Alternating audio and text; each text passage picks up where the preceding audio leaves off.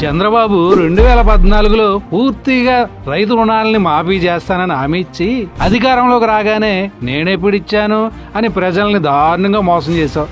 ఏ రైతు కూడా ఒక్క పైసా మీరు రుణాలు కట్టకుండా పూర్తిగా రుణాలు చెల్లించే బాధ్యత నేను తీసుకుంటున్నాను.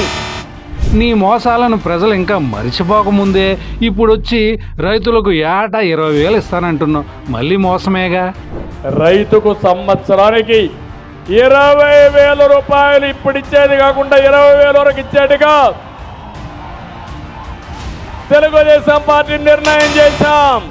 2014 కూటమి మేనిఫెస్టోలో చదువుకున్న ప్రతి ఒక్కరికి ఉద్యోగం కల్పించకపోగా నిరుద్యోగ భృతి నెలకు 2,000 ఇస్తానన్నావు. ఉద్యోగాలు వచ్చే వరకు అండగా ఉంటా. ఈ నెల నుంచి 2,000 రూపాయలు నిరుద్యోగ భృతి. పిల్లల